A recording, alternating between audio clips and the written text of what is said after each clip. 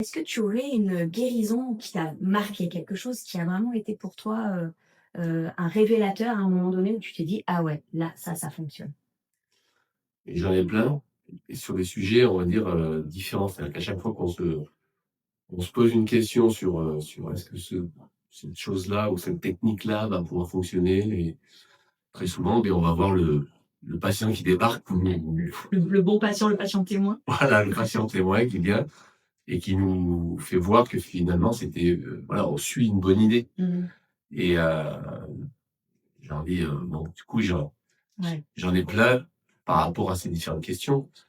Heu, je dirais pour sortir un peu des sentiers battus, heu, quand on parle d'énergétique, on parle de et que l'on parle des mémoires.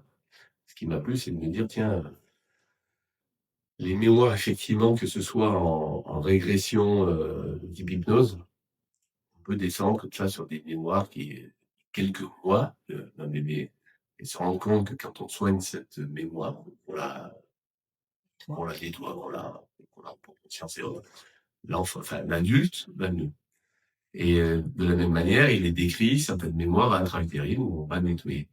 Donc je me suis intéressé à ces mémoires intra-utérines beaucoup et j'ai trouvé des systèmes pour aller, je dirais balader dedans et nettoyer ces mémoires grâce à des points d'acupuncture et là-dessus, donc ça j'ai fait plein d'expériences où, bon ben c'est je tombe dessus, je nettoie, la personne va mieux. Mmh.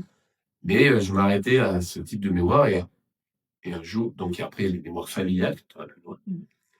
les mémoires familiales qui sont héritées par nos parents ou nos grands-parents et donc ça, de la même manière, j'ai par exemple, quand on vient tester une personne, on peut se rendre compte, tout de suite de sa place dans la lignée et la place dans la lignée est très importante.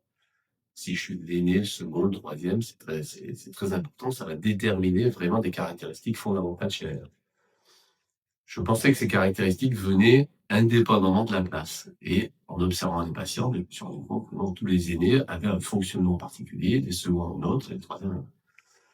Et donc c'est tellement, répétitif, c'est tellement vrai que, je peux déterminer facilement la place dans la lignée d'une personne. Une En fois la testant. voilà, une fois que je l'ai testé, c'est pas ça tombe pas du ciel, une fois que je l'ai testé, je dis: «Ah bah tiens, vous êtes l'aîné, vous êtes le second».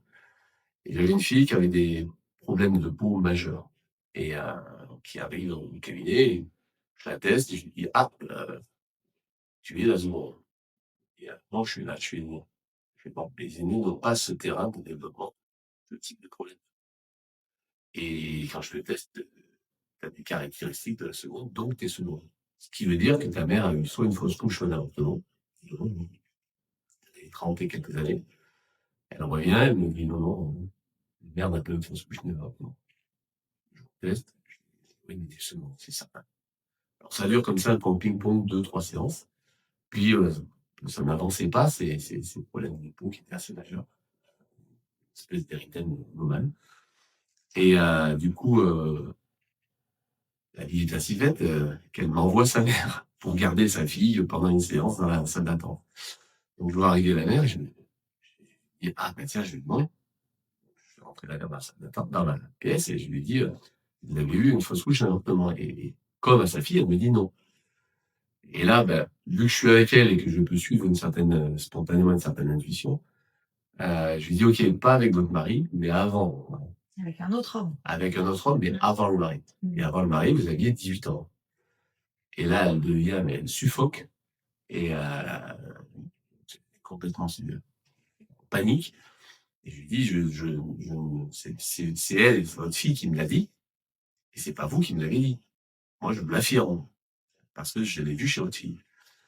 Et là, elle me dit: «Oui, j'ai juré à ma mère de ne jamais en parler. Je l'avais même oublié» et elle me là, c'est ma mère qui l'a inventé, elle lui a tricoté quoi. Donc c'était quand même assez, un acte violent et elle est 18, Traumatisme. traumatisme, elle a 18 ans et cetera et du coup, elle a de cette séance-là, la mère s'est libérée d'un poids Mmh. et la fille, là, c'est en quelques semaines, elle disparaît totalement cette zone de peau. Mmh. Elle avait retrouvé sa place et j'ai rien fait d'autre. C'est cet événement-là qui a été marquant et donc c'est là où je me suis rendu compte, à quel point, ces mémoires de vie, en fait, sont importantes. La fille est venue que, enfin, je dirais, pour elle, Pour c'était une mémoire libérer. c'était une mémoire intra-utérine, puisqu'elle a débarqué après. Ouais. Et voilà, donc, voilà, des exemples comme ça.